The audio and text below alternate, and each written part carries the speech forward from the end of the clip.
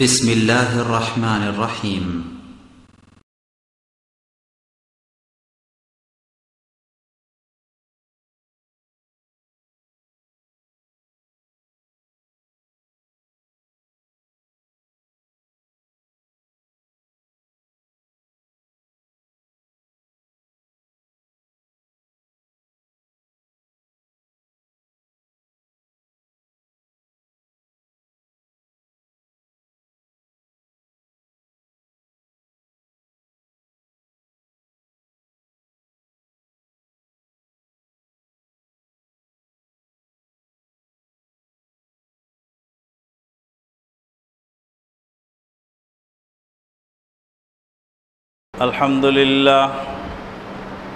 الحمد لله نحمده ونستعينه ونستغفره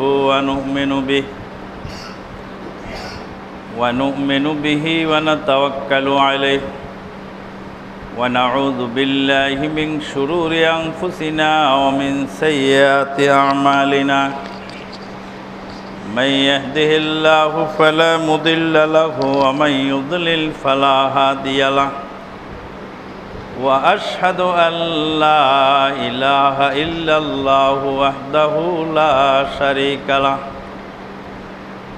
وأشهد أن محمدا عبده ورسوله صلى الله عليه وسلم الذي أرسله بالحق بشيرا ونذيرا وداعيا إلى الله بإذنه وسراجا منيرا أما بعد فإن خير الحديث كتاب الله وخير الهدي هدي محمد صلى الله عليه وسلم وشر الأمور محدثاتها وكل محدثة بدعة وكل بدعة ضلالة وكل ضلالة في النار أما بعد فقد قال الله تبارك وتعالى في الكلام المجيد والفرقان الحميد بعد أعوذ بالله من الشيطان الرجيم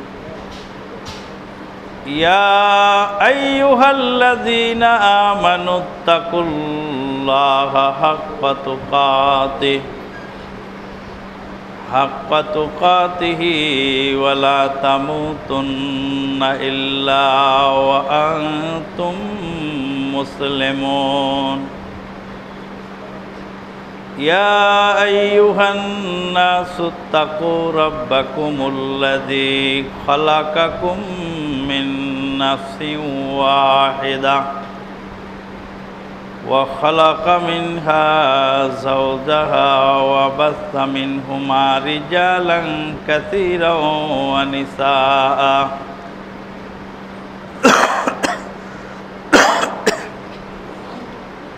واتقوا الله الذي تساءلون به والأرحام إن الله كان عليكم رقيبا يا أيها الذين آمنوا اتقوا الله وقولوا قولا سديدا يصلح لكم أعمالكم ويغفر لكم ذنوبكم ومن يطع الله ورسوله فقد فاز فوزا عظيما وقال تعالى شهر رمضان الذي أنزل فيه القرآن هدى للناس وبينات من الهدى والفرقان وقال تعالى ومن يشاقق الرسول من بعد ما تبين له الهدى ويتبع غير سبيل المؤمنين نوله ما تولى ونصله جهنم وساءت مصيرا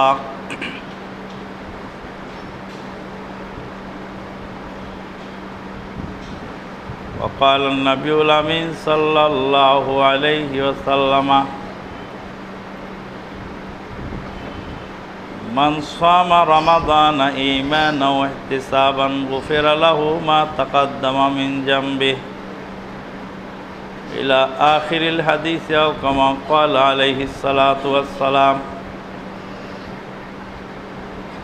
আল্লাহ পাকের অশেষ মেহেরবানিতে শাবান মাসের শেষ জুমায় আমরা উপনীত হয়েছি।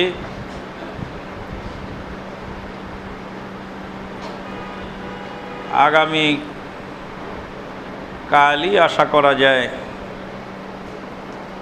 রমাদানুল মুবারকের চাঁদ দেখা যাবে। রমাদানুল মুবারক এই পবিত্র মাস আরবি বছরের নবম মাস, একটি গুরুত্বপূর্ণ মাস।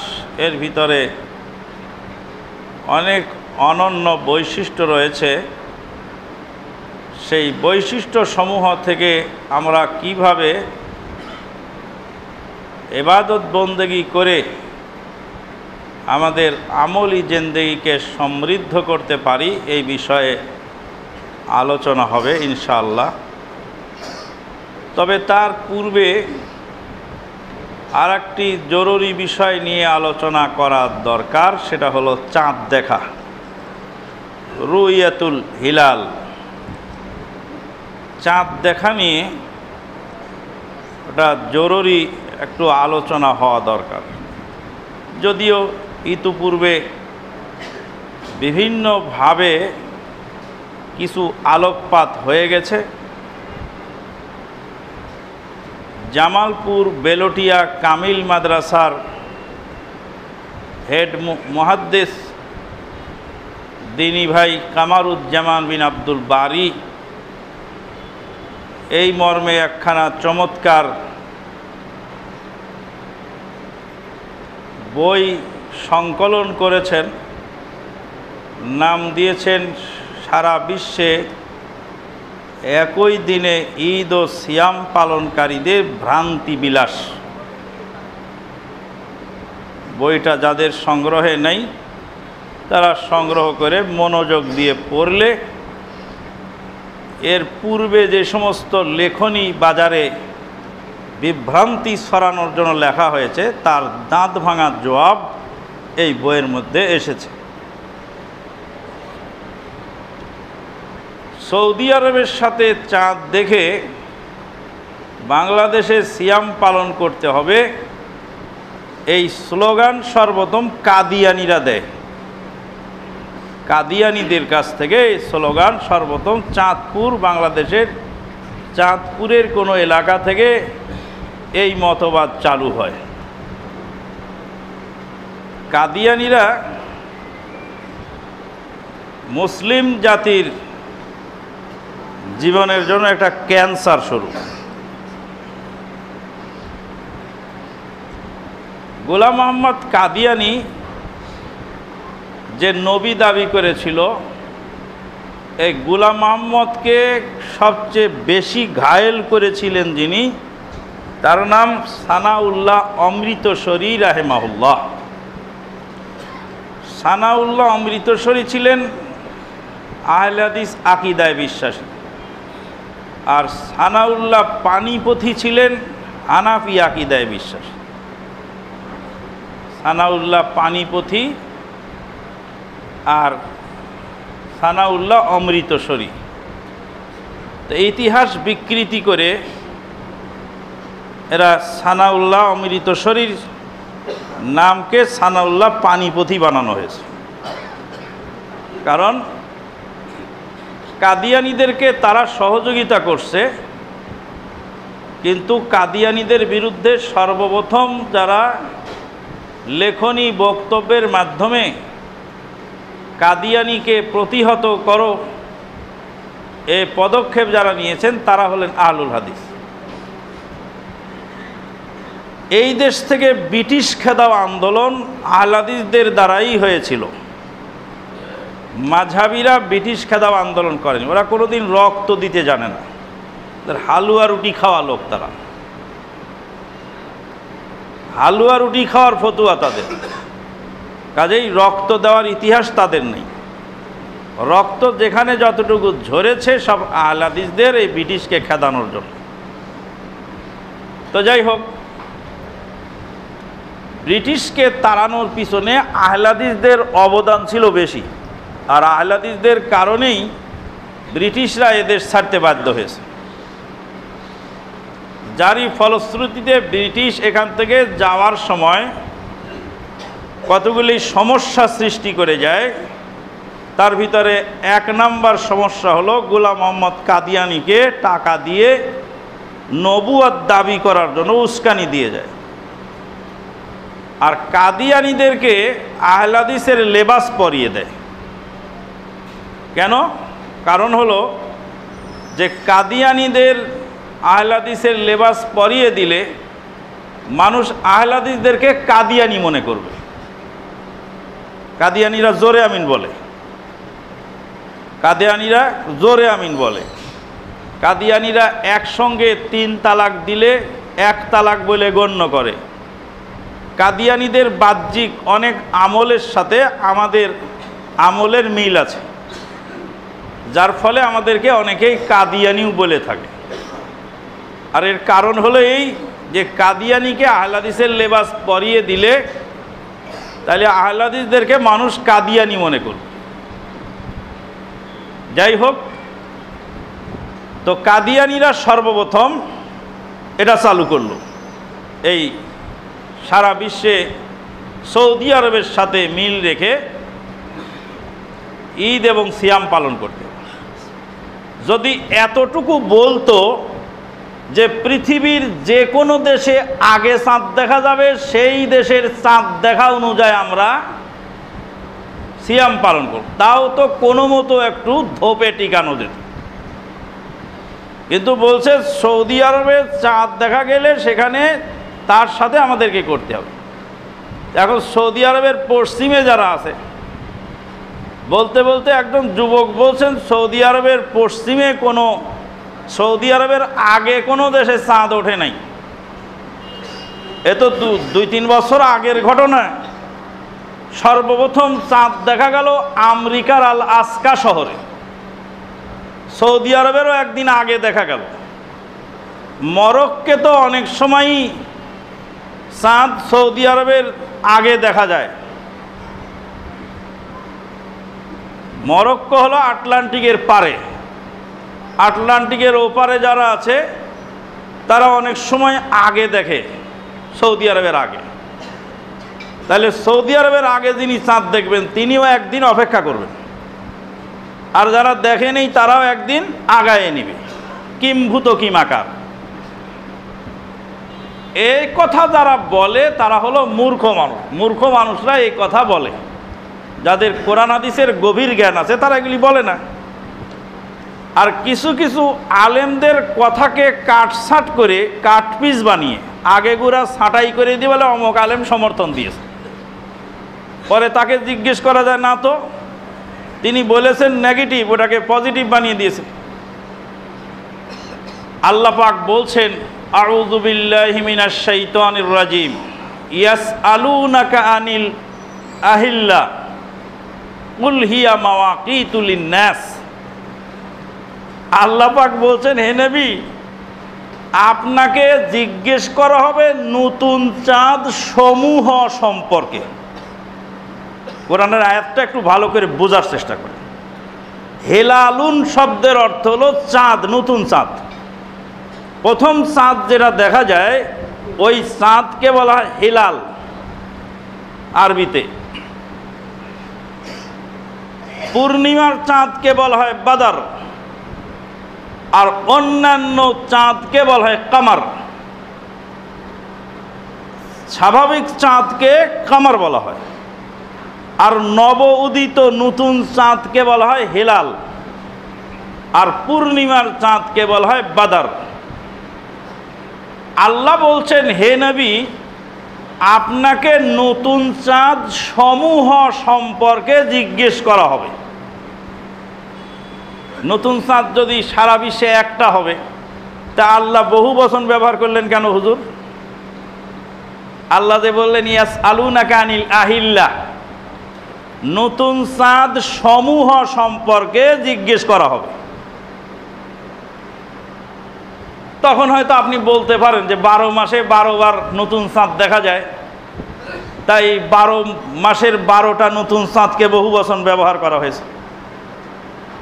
কেউ বলতেও পারে তর্কের খাতিরে, কিন্তু কোরআনের আয়াতের পরবর্তী অংশ এই সম্ভাবনাটাকেও শেষ করে দিয়ে বলছে, কুল, হে নবী আপনি বলে দিন, হিয়া মাওয়াকিতুল লিন্নাস, ওই যে নতুন চাঁদ, এখানে আবার আল্লাহ এক বচন ব্যবহার করতেছে যে এই নতুন চাঁদ যে দেশেই দেখা যায়, এটাকে সময় নিরূপণ করার জন্য নির্ধারণ করা হয়েছে। যাই হোক, অনেক লম্বা কথা। আল্লাহ রাব্বুল আলামিন বলছেন, ওয়াশ-শামসু ওয়াল কমারু বিহুসবান, সূর্য এবং চন্দ্র দুইটা আল্লাহ সৃষ্টি করেছেন হুসবান মানে হিসাব রক্ষণের জন্য। সূর্য এবং চন্দ্র দুইটাই হিসাব রক্ষণের জন্য। চাঁদটা দিয়ে মাস শুরু হয়, আর সূর্যটা দিয়ে দিন শুরু হয়। সূর্যটা ডুবলে দিন শুরু হয়, আর চাঁদটা দিয়ে মাস শুরু হয়।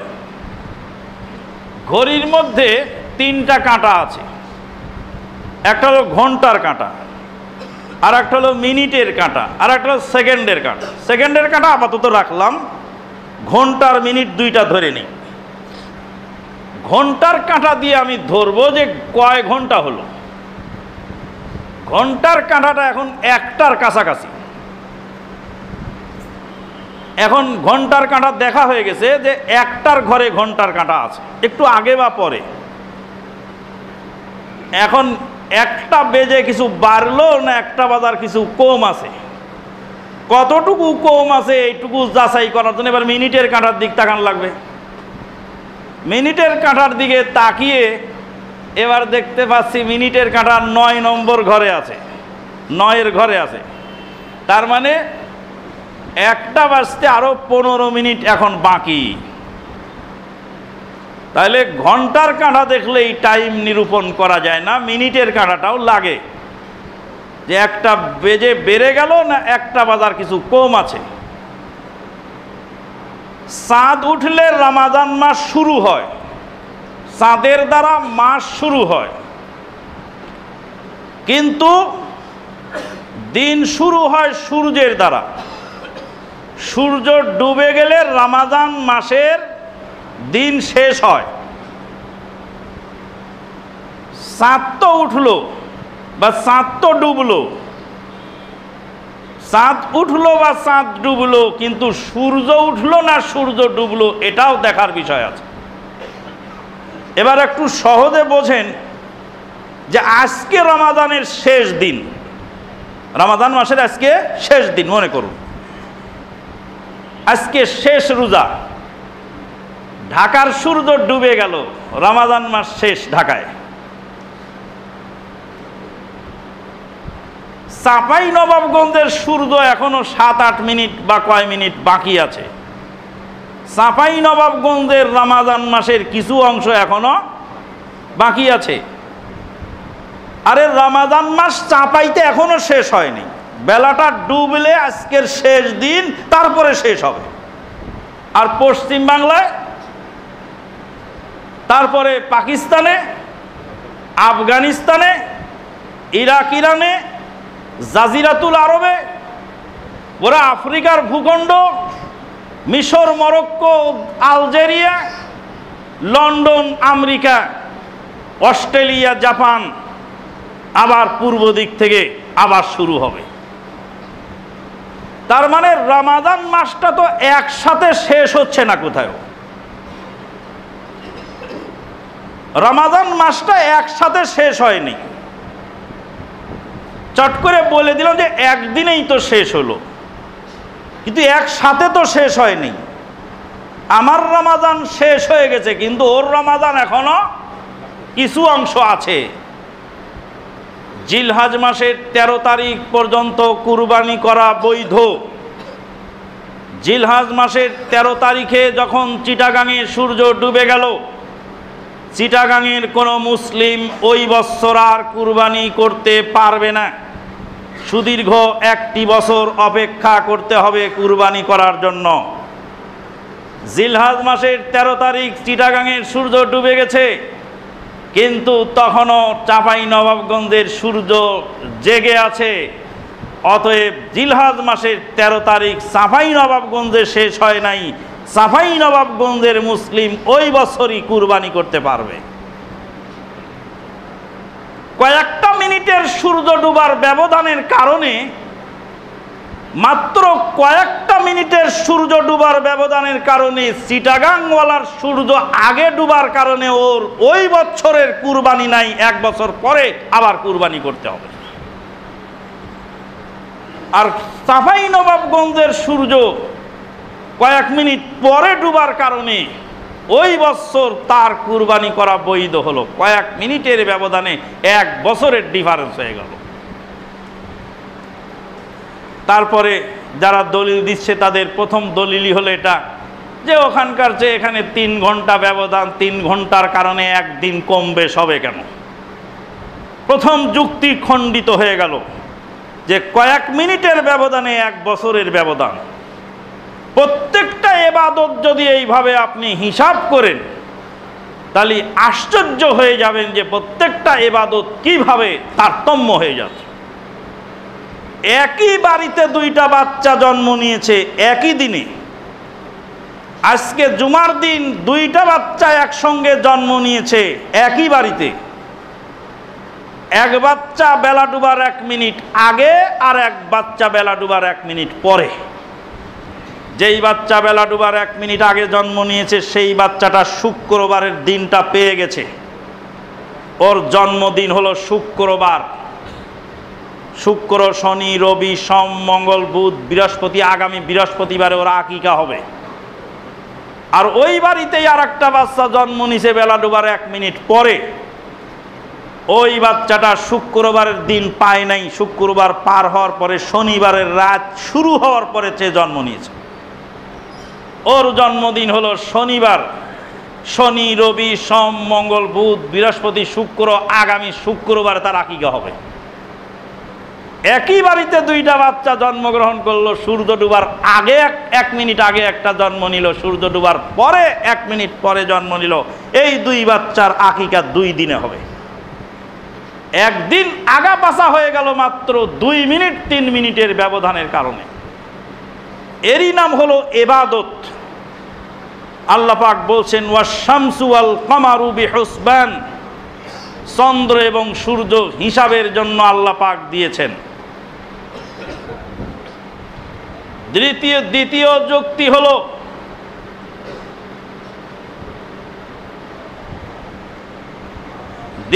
যুক্তি হলো রাসূলুল্লাহ সাল্লাল্লাহু আলাইহি সাল্লামের জামানায় 2 জন লোক এসে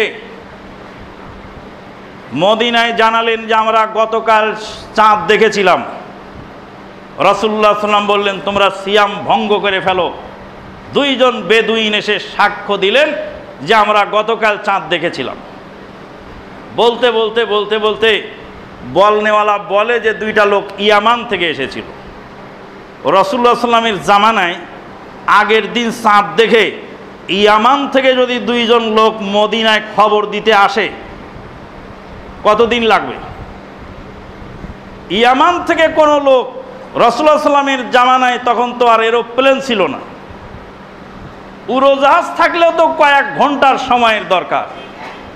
রাসূলুল্লাহ সাল্লামের জামানায় উট বা ঘোড়ায় চড়ে খবর দিতে আসতেছেন। তাহলে কত দূর দূরত্ব থেকে ওই লোক খবর দিতে এসেছেন। রাসূলুল্লাহ সাল্লামের কাছে খবর দিতে এলেন, এসে বললেন যে আমরা গতকাল চাঁদ দেখেছি। রাসূলুল্লাহ সাল্লাল্লাহু আলাইহি ওয়াসাল্লাম বললেন সিয়াম ভঙ্গ করে ফেলো, কিন্তু ঈদের জামাত পড়ার নির্দেশ দিলেন না। বললেন কাল সকালে তোমরা ঈদগাহে জমা হয়েও, কালকে সকালে ঈদের জামাত হবে। হাদিসটা আমার কাছে নিয়ে আসছে, তা আমি বললাম ও হাদিস তো আমার দলিল, তোমার তো দলিল নয়। এ হাদিসে তো 2 দিন ঈদ পালনের প্রমাণ পাওয়া গেল। আরে মদিনার পার্শ্ববর্তী এলাকায় গতকাল চাঁদ দেখে আজকে সকালে তারা ঈদ পালন করেছেন। বেদুইন লোক মদিনা থেকে ঈদ পালন করে কতটুক দূরত্ব পথ সে উঠে বা ঘোড়ায় চড়ে দুপুরের দিকে বা দুপুরের কিছু আগে বা পরে এসে মদিনায় পৌঁছেছেন। এতটুকু দূরত্বে তো একদিন চাঁদ দেখা স্বাভাবিক কথা। আপনি কি সূর্য দেখে ইফতার করবেন, নাকি কেউ যদি কোনো মুসলিম যদি বলে যে হ্যাঁ সূর্য ডুবে গেছে, তাহলে সেই মুসলিমের সাক্ষী অনুযায়ী ইফতার করবেন? মুসলিম যদি বলে যে সূর্য ডুবে গেছে, তা আপনি সেই মুসলিমের সাক্ষী অনুযায়ী, 2 জন ন্যায়পরায়ণ মুসলিম যদি সাক্ষী দেয় সূর্য ডুবে গেছে, তাহলে আপনি ইফতার করে ফেলতে পারেন। কিন্তু কোথাকার মুসলিম? চাঁপাই নবাবগঞ্জের মুসলিম না ঢাকার মুসলিম? কোথাকার মুসলিম বলতে হবে? আপনি তো ঢাকায়। আরে আপনি যখন ঢাকায় ইফতার করতেছেন, চাঁপাই নবাবগঞ্জের মুসলিম তখন সূর্য দেখতেছে। তো এবার চাঁপাই নবাবগঞ্জের মুসলিম যদি ওখান থেকে থামো, ইফতার করো না, বেলা এখনো আছে, তাহলে কেমন হবে? চাঁপাই নবাবগঞ্জের মুসলিম যদি বলে বেলা ডুবে গেছে, সূর্য, চিটাগাংয়ের মুসলিম যদি বলে সূর্য ডুবে গেছে, ঢাকাওয়ালারা ইফতার করে নাও, চিটাগাংয়ের মুসলিমের সাক্ষী কি ঢাকায় চলবে? কেন চলবে না? চলবে না এই কারণে যে আবহমান কাল থেকে চিটাগাং আর ঢাকায় এক টাইমে সূর্য ডোবে না। যেখানকার এলাকার এক টাইমে সূর্য ডোবে, সেই এলাকার লোক যদি সূর্য ডুবা দেখে সেই এলাকার লোককে সাক্ষী দেয়, তাহলে সেই এলাকার জন্য প্রযোজ্য, অপর এলাকার জন্য নয়। রাসূলুল্লাহ সাল্লাল্লাহু আলাইহি সাল্লামকে 2 জন সাহাবী এসে বললেন চাঁদ আমরা গতকাল দেখেছি। কত দূর থেকে এসেছেন? মদিনার আশেপাশে থেকে তারা এসেছেন। ঘোড়া নিয়ে, উট নিয়ে, বেশি দূর থেকে আসা যায়নি, অল্প কিছু দূর থেকেই তারা এসেছেন। এতটুক দূরত্বের মধ্যে চাঁদ একদিন দেখা সম্ভব। অতএব যেই এরিয়ার মধ্যে একদিনে চাঁদ দেখা সম্ভব, সেই এরিয়ার লোক সাক্ষী দিলে আমি চাঁদ দেখেছি, তাহলে হতে পারে। সিরিয়াতে চাঁদ, মদিনাতে চাঁদ। সিরিয়ার চাঁদ দেখার সাথে মদিনার চাঁদ দেখা মেলে না। তাই তো মুআবিয়া রাদিয়াল্লাহু তাআলা আনহু যখন খবর পেলেন যে সিরিয়ায় আগের দিনে চাঁদ দেখা গেছে, তখন আগের দিনে চাঁদ দেখার খবর পাওয়ার পরেও তিনি ঈদ পালন না করে বললেন আমাদেরকে নবী এভাবে নির্দেশ দেন নাই। নবী নির্দেশ দিয়েছেন হয় চাঁদ দেখো, নয় 30 দিন পুরা করো। কারণ সিরিয়ার তাহলে 2 হাদিস 2 রকমের। আব্দুল্লাহ বিন আব্বাস রাদিয়াল্লাহু তাআলা আনহুর হাদিস, আব্দুল্লাহ বিন আব্বাস রাদিয়াল্লাহু তাআলা হাদিসে রাসূলুল্লাহ বললেন আমাদেরকে নবী এভাবে বলেননি। তাহলে যতটুকু দূরত্বে 2 দিনে চাঁদ দেখা যায়, ততটুকু দূরত্বের সাক্ষী গ্রহণ করলেন না আব্দুল্লাহ বিন আব্বাস রাদিয়াল্লাহু তাআলা আনহু। কিন্তু যতটুকু সাক্ষী একদিনে চাঁদ দেখা সম্ভব, ততটুকু দূরত্বের সাক্ষী রাসূলুল্লাহ সাল্লাল্লাহু আলাইহি ওয়াসাল্লাম গ্রহণ করলেন। 3য় নম্বর দলিল হলো, তাহলে লাইলাতুল কদর কয়দিন হবে, কিয়ামত কয়দিন হবে? লাইলাতুল কদর কয়দিন হবে? যদি একই দিনে না হয়, তাহলে এখানকার জোর আর ওখানকার বেজোর, আর ওখানকার জোর আর এখানকার বেজোর। তা লাইলাতুল কদর কি সৌদি আরবে আলাদা আর আমাদের দেশে আলাদা? তাহলে লাইলাতুল কদর তো একদিনে হতে হবে। তাহলে একই সাথে সিয়াম পালন করতে হবে, এটা আর একটা দলিল। তাই তো বলেছিলাম রাসূলুল্লাহ সাল্লাল্লাহু আলাইহি ওয়াসাল্লাম বলেন, ইয়ানজিলু রাব্বুনা তাবারাকা ওয়া তাআলা ইলা সামাই দুনিয়া, আমার আল্লাহ পাক প্রথম আসমানে নেমে আসেন শেষ রাত্রে, প্রথম আসমানে নেমে আসেন। আল্লাহ নামেন শেষ রাত্রে প্রথম আসমানে। ওই যুবককে জিজ্ঞেস করেছিলাম, বাবা কোন দেশের শেষ রাতে আল্লাহ নামেন গো? বাংলাদেশে যখন শেষ রাত হয় তখন আর এক দেশে সন্ধ্যা রাত, আর এক দেশে দুপুর রাত, আর এক দেশে বিকালবেলা, কোনো দেশে দুপুরবেলা, কোনো দেশে সকালবেলা। তাহলে বাংলাদেশের শেষ রাত্রে আল্লাহ বাংলার আকাশে নামেন। তাই বাংলাদেশের আকাশে আল্লাহ যেহেতু নেমেছেন, তাই আমার শেষ রাত্রে আমি তাহাজ্জুদ পড়ব। কিন্তু আমেরিকাতে যে তখন দিন, ওরা কি করবে? ওদের আল্লাহ আবার কখন নামে গো? তাহলে আল্লাহ যে বিভিন্ন সময় নামবেন, সারা পৃথিবীতে কোনো না কোনো দেশে শেষ রাত হতে আছে, তার আল্লাহ কতক্ষণ প্রথম আসমানে থাকেন আর আরশে আজিমে কখন ফিরে যান। আদার ব্যাপারী জাহাজের খবর নেওয়ার সুযোগ আমার নেই। যালিকাল কিতাবু লা রাইবা ফি হুদাল লিল মুত্তাকিন আল্লাযীনা ইউমিনুনা বিল গায়ব, যারা গায়েবের প্রতি বিশ্বাস স্থাপন করে। গায়েবের প্রতি আমি বিশ্বাস স্থাপন করেছি। শেষ রাতে আল্লাহ নামেন প্রথম আসমানে, শেষ রাতে তওবা কবুল হয়, শেষ রাতে তাহাজ্জুদে দাঁড়িয়ে আল্লাহর কাছে আমি কাতর প্রার্থনা জানাবো।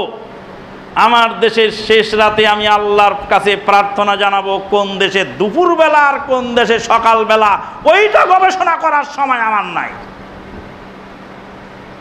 যদি শেষ রাত যদি বিভিন্ন দেশে বিভিন্ন সময় হয়, আল্লাহ কখন নামেন কখন ফিরে যান ওটা গায়েবী বিষয়, ওটা বুঝার সময় আমার নাই। কোন দেশে জোর হলো না কোন দেশে বেজোর হলো ওটা দেখার দায়িত্ব আমার নয়। আমার এখানে যখন শেষ রাত হচ্ছে তখন আমি আল্লাহকে ডাকতেছি, কোন দেশে তখন দুপুরবেলা সেটা আমার যেমন দেখার দায়িত্ব নয়। আমার এখানে যেদিন বেজোর হবে সেদিন আমি লাইলাতুল কদরের ইবাদত করব, কোন দেশে জোর নাকি ওটা আমার দেখার সুযোগ নেই। বন্ধুগণ, আর একটা যুক্তি হলো, তাহলে কিয়ামত কয় দিনে হবে? তা আমি বলছিলাম, যুবক কিয়ামত তো একদিনেই হবে, তবে সৌদি আরবে কিয়ামত 3 ঘন্টা আগে হবে আর বাংলাদেশে 3 ঘন্টা পরে হবে। বাংলাদেশে 3 ঘন্টা আগে বেলা ওঠে, কারণ বেলা পূর্ব দিক থেকে ওঠে, আর কিয়ামতের সূর্য পশ্চিম দিক থেকে উঠবে। তাহলে কিয়ামতের সূর্য 3 ঘন্টা আগে সৌদি আরবে উঠবে। সৌদি আরব থেকে মোবাইল করে বলে দিবে, ওরে বাংলার সর্বনাশারা শোন, কিয়ামতের সূর্য কিন্তু উঠে গেছে সৌদি আরবে, তোদের ওখানে আর 3 ঘন্টা পরেই কিন্তু কিয়ামতের সূর্য উঠে যাবে, তাড়াতাড়ি দুআ ইস্তেগফার তওবা করে মাফ সাফ চেয়ে নি মরার জন্য রেডি হ।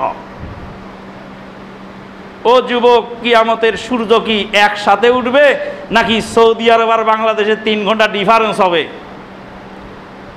কিয়ামতের সূর্য তামাম পৃথিবীর লোকেরা এট এ টাইম দেখতে পাবে। সহিহ বুখারী মুসলিমে হাদিস এসেছে, যখন সূর্য ডুবে যাচ্ছিল রাসূলুল্লাহ সাল্লাল্লাহু আলাইহি ওয়াসাল্লাম জিজ্ঞেস করলেন, আইনা তাযহাবু হাযিহি ইয়া আবা যার, হে আবু যার গেফারি, বলে সূর্য কোথায় যায়?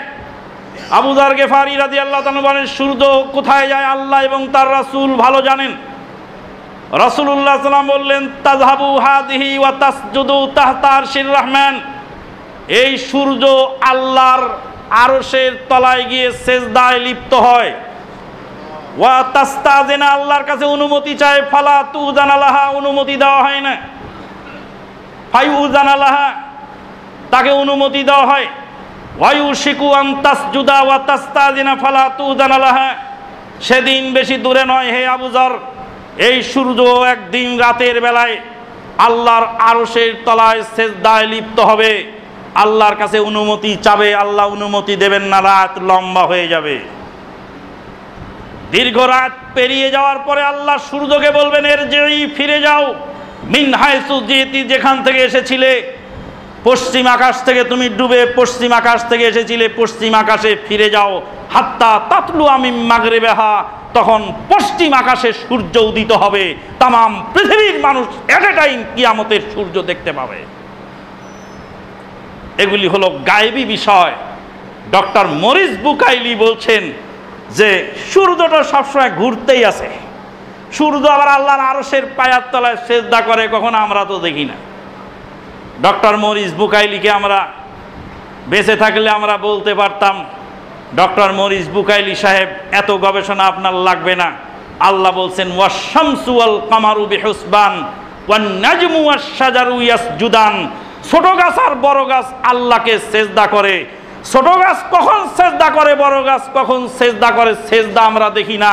আল্লাহ পাক বলেন কুল্লুন কাদ আলিমা সালাতাহুম ওয়া তাসবিহাহুম। প্রত্যেক জড় পদার্থ, প্রত্যেক প্রাণীকুল সবাই তাদের সালাত, তাদের ইবাদত বন্দেগী জিকির আজকার সবই বোঝে। ওয়ালাকিন লা তাফকাহুনা তাসবিহাহুম, তোমরা তাদের তাসবিহ বুঝতে পারো না।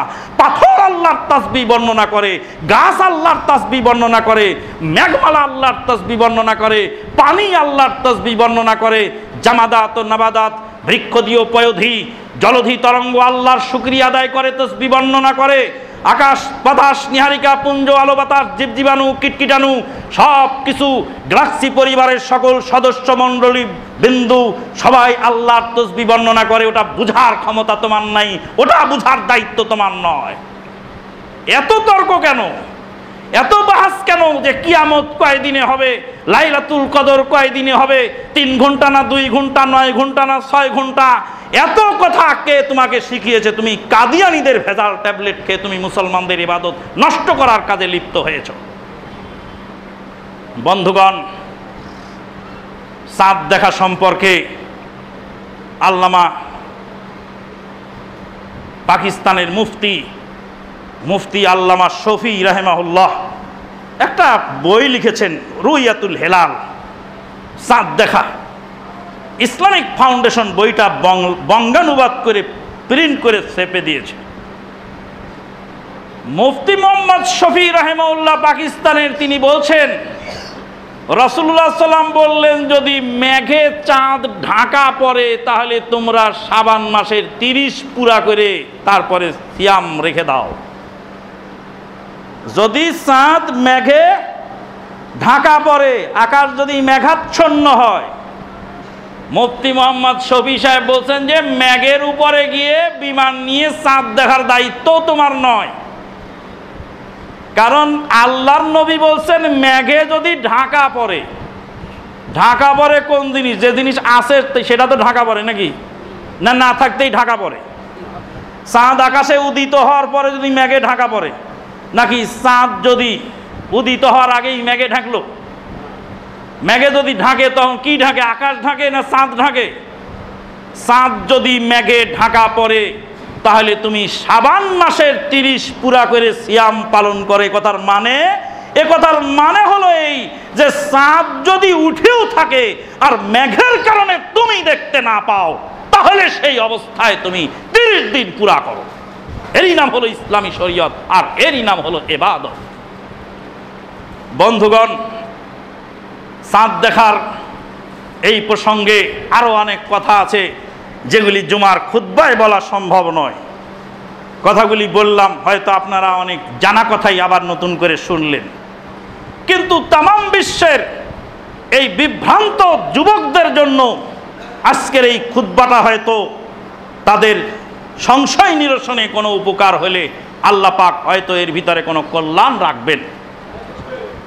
রমাদানুল মুবারকের এই পবিত্র মাসের অনন্য বৈশিষ্ট্য সমূহের মধ্যে 1 নম্বর বৈশিষ্ট্য হল এই মাসে কোরআন নাজিল হয়েছে, এ মাসে সিয়াম ও রমাদান, এ মাসে কিয়ামুল লাইল, এই মাসে রহমতের দরজা খুলে দেওয়া হয়, জান্নাতের দরজা সমূহ খুলে দেওয়া হয়, জাহান্নামের দরজা সমূহ বন্ধ করে দেওয়া হয়, শয়তানকে শৃঙ্খলিত করা হয়, আসমানে প্রত্যেক রাতে একজন আহ্বানকারী আহ্বান করেন, হে কল্যাণের অভিযাত্রী সামনে অ্যাডভান্স হও, হে অকল্যাণের অভিসারী থেমে যাও।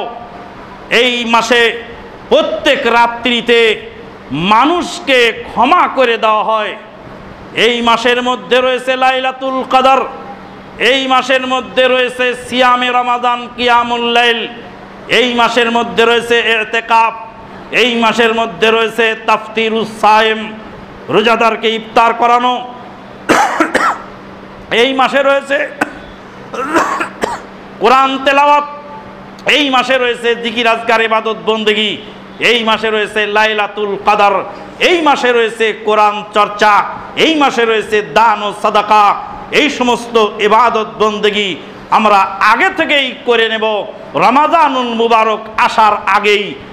আগামীকাল যদি চাঁদ দেখা যায়, আপনার বাজার আজকে কমপ্লিট করে ফেলতে হবে।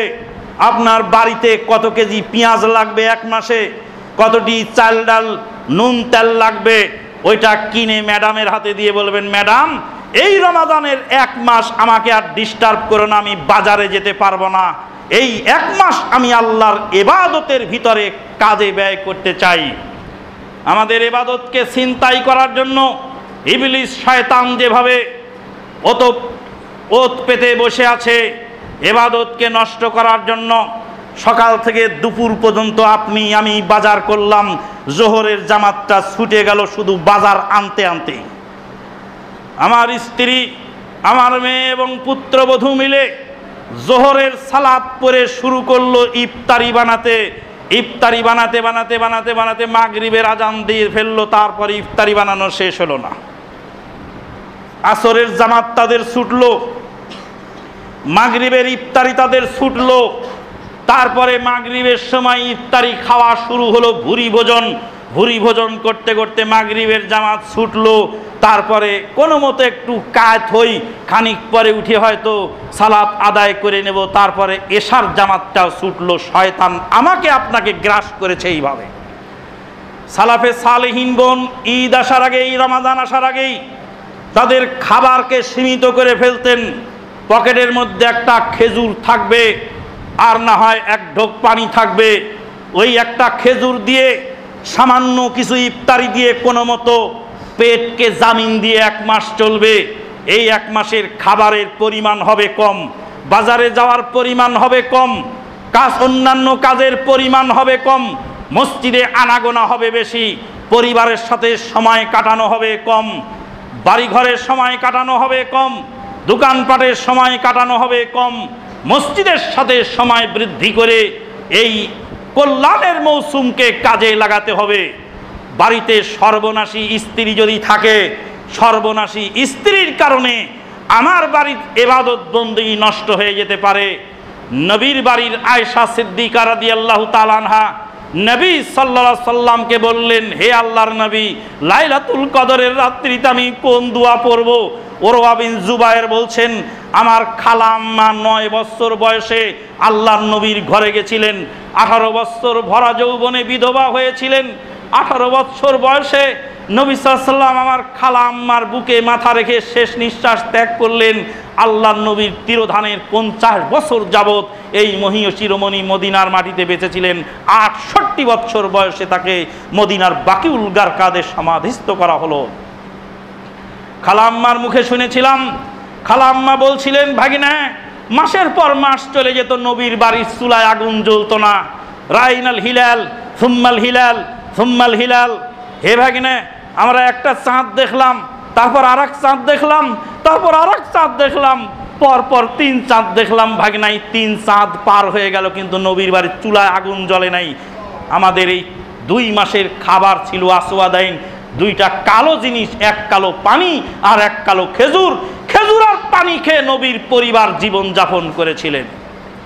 ছাতু গুলিয়ে গুলিয়ে খেয়ে নবীর পরিবার জীবন যাপন করেছিলেন। আজকে খাবারের এই বস্তুবাদী চিন্তাধারা আমার ইবাদতকে নস্যাৎ করে দিয়েছে। নবীর বাড়ির আয়েশা রাসূল সাল্লামকে জিজ্ঞেস করছেন, হে আল্লাহর নবী, আমি লাইলাতুল কদরের রাত্রিতে কোন দোয়া পড়ব? আল্লাহর নবী বললেন, আয়েশা তুমি পড়ো, আল্লাহুম্মা ইন্নাকা আফুউন তুহিব্বুল আফওয়া ফাফু আননি, হে আল্লাহ তুমি আমাকে ক্ষমা করো, হে আল্লাহ তুমি ক্ষমাশীল, ক্ষমা পছন্দ করো, সুতরাং আমাকে ক্ষমা করে দাও। নবীর বাড়ির আয়েশা লাইলাতুল কদরের দোয়া তালাশ করে, আর আমার বাড়ির আয়েশা বাজারের লিস্ট বানায় রেডি করে রাখছে, তুই মরবি আর বাঁচবি, আমার এতটি কাপড় চোপড় আমার ছেলে মেয়ের জন্য এ বাড়িতে লাগবে, না হলে তোর বাড়িতে আমি আগুন ধরাই দেব। আগুন ধরে যাচ্ছে সব বাড়িতে বাড়িতে। ফ্যামিলি মেনটেন করতে গিয়ে কত জিনিসের যে প্রয়োজন, আর কত রকমের আইটেম যে প্রয়োজন, আর সেই জিনিসগুলি রাখার জন্য আবার কত জায়গার যে প্রয়োজন। সুবহানাল্লাহ, একটা কি বলে বিদ্যুতের চুলা আনা হয়েছে, ওটার জন্য আবার আলাদা লাগে, ওটার মধ্যে আলাদা রান্না করার জন্য আবার আলাদা পাতিল লাগে, ওই স্বাভাবিক পাতিল দিয়ে হয় না। ওটা রাখে কোথায় আর এটা রাখি কোথায়, এটার মধ্যে ওটা। তারপরে বেগুনের চপ না হলে 80 টাকা কেজি, বেগুনের চপ তো লাগবেই, বেগুনের চপের সাথে আবার বেসন লাগে, বেসনকে আবার ফুলানোর জন্য একটু বেকিং পাউডার লাগে। ওরে সর্বনাশ, রমজান এসেছে মানে আমি বিপদে পড়ে গেছি। ডাক্তার কি লিখে দিয়েছে যে তোমাকে বেগুনের চপ খেতে হবে, বেগুন 80 টাকা কেজি হবে, মানে বেগুন 5000 টাকা কেজি হোক, বেগুন খেলাম না। আল্লামা ইবনে কাইয়িম আল জাওজিয়া রাহিমাহুল্লাহ বেগুনের দুর্নাম লিখেছেন তার কিতাবের মধ্যে, গুণ কিছু লেখেন। বেগুন, বেগুনের চপ, এটা লাগবে ওটা লাগবে। আজকে এই বস্তুবাদী চিন্তাধারা যদি আমরা দূরে না সরাতে পারি, মোবাইল ইন্টারনেট থেকে যদি দূরে সরে আসতে না পারি, আর আমরা সামাজিকতা থেকে সরে আসতে না পারি, পরিবারকে তাদের বুঝ পরাপাক দিয়ে সেখান থেকে যদি নিজে প্রস্তুত না হতে পারি, তাহলে রমাদান মাস আসবে আর চলে যাবে, এখান থেকে আমরা কিছু হাসিল করতে পারবো না। আল্লাহ পাক আমাদেরকে এখান থেকে কিছু হাসিল করার তৌফিক দান করুন। ওয়া আখিরু দাওয়ানা আনিল হামদুলিল্লাহি রাব্বিল আলামিন।